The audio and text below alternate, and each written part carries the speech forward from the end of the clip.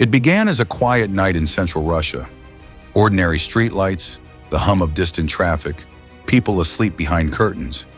And then, like a seam ripped open, the sky filled with small, humming shapes, and then with the raw orange of flame.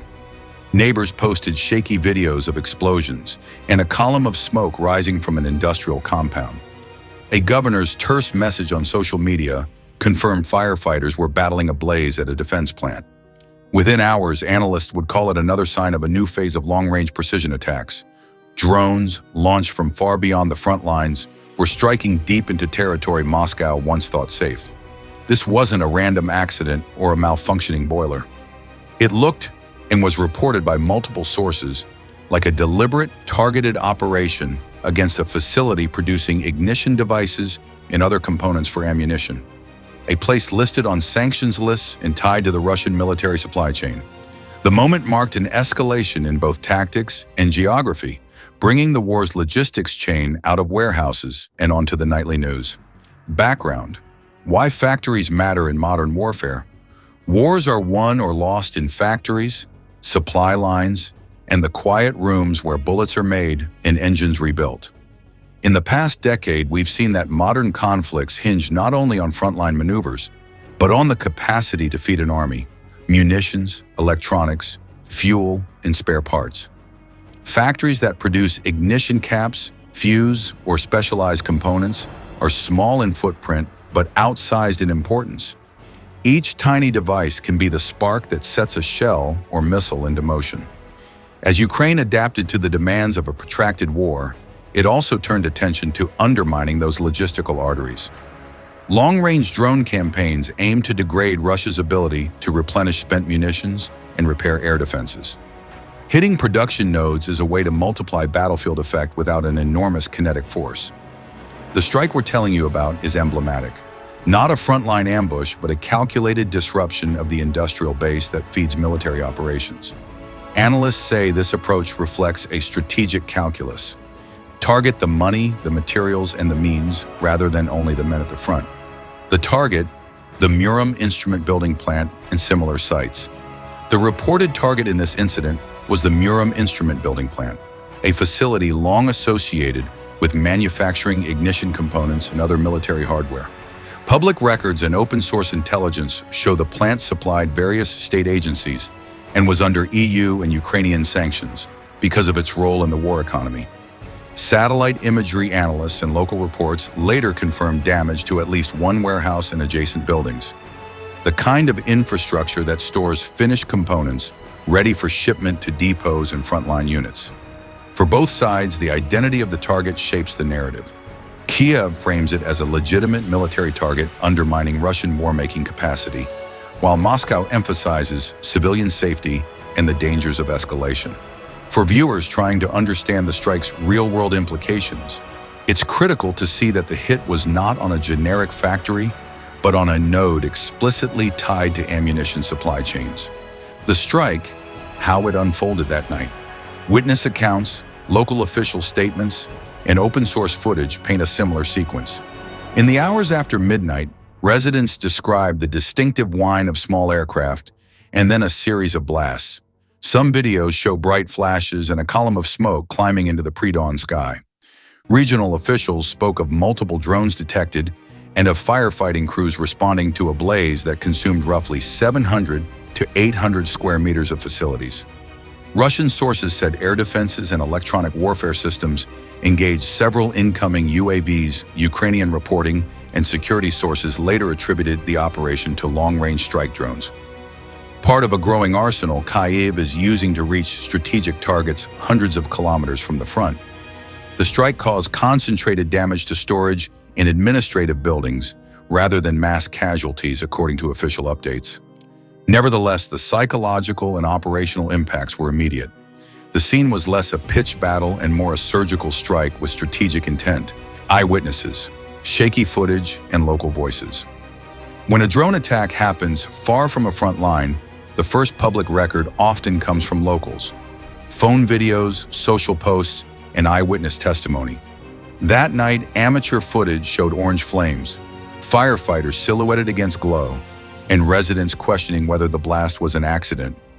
Local telegram channels and independent outlets circulated images of charred walls, collapsed storage areas, and smoke-filled yards. These grassroots pieces of evidence played a decisive role. They offered immediate proof a strike occurred and provided clues analysts later used to geolocate damage and estimate the strike's effects. Eyewitness accounts are messy. They contradict, they exaggerate, and sometimes they misattribute causes. But when cross-referenced with satellite imagery and official statements, a coherent picture emerges.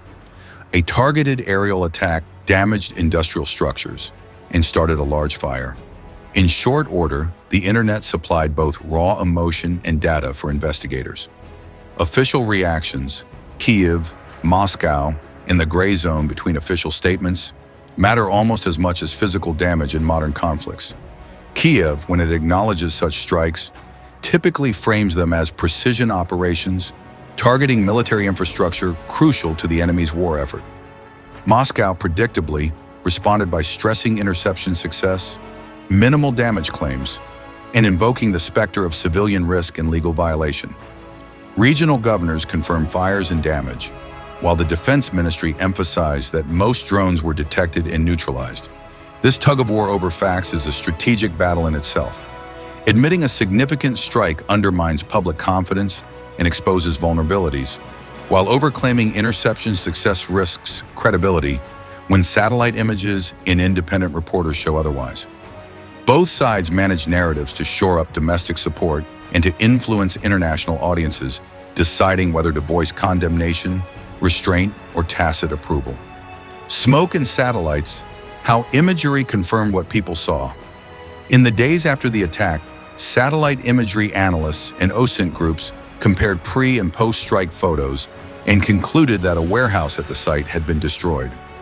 High-resolution before and after images picked out missing roofs, burn scars, and the footprint of fires consistent with eyewitness video. These commercial satellite snapshots, widely available to independent researchers today, play the role of impartial witnesses. Where social posts and official claims conflict, the satellites rarely lie. They show physical change. Analysts use that evidence to estimate the scope of damage and to suggest what had been stored where. In this case, the images reinforce local reports of a large fire and structural loss. In modern warfare, then, satellites are the forensic cameras that transform rumor into documented fact. What was damaged? Warehouses, not whole factories.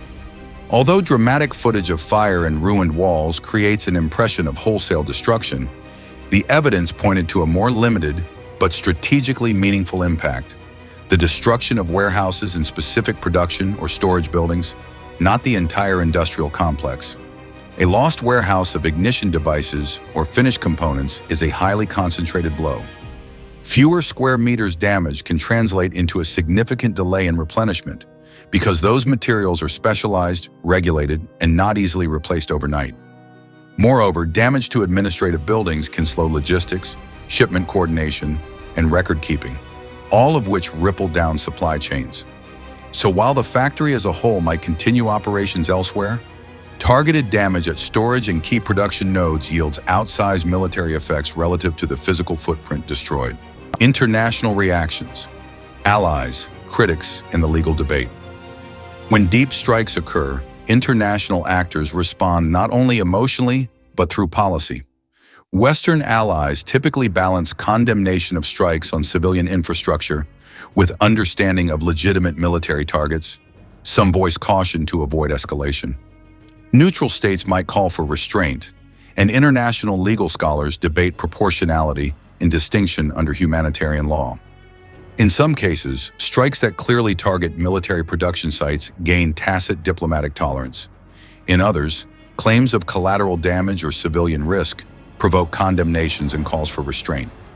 The incident invites renewed scrutiny of how long-range drone use fits within existing legal frameworks and what norms should govern attacks on military-industrial complexes located within populated regions. Lessons learned. What militaries on both sides will take away. Both attackers and defenders study every engagement. Attackers assess what worked, drone ranges, swarm tactics, timing, and intelligence that pinpointed vulnerable storage. Defenders analyze failures, radar blind spots, electronic warfare limits, and physical vulnerabilities of warehouses. The likely consequences include hardened storage, concrete revetments, dispersal, improved air defenses closer to industrial zones, and more aggressive counter-drone measures. On the attacker side, expect continued refinement of range, autonomy, and integration of low-cost drones with bigger strike systems. The broader lesson: in modern conflict, industrial geography is now a battlefield, and both sides will adapt to protect or exploit it. Closing, a new geography of vulnerability. The strike on the weapon factory was more than a news item. It was a symbol of how the war has evolved. Front lines are no longer the only places to plan operations. Industrial hinterlands, logistical nodes, and energy hubs have become integral to strategy.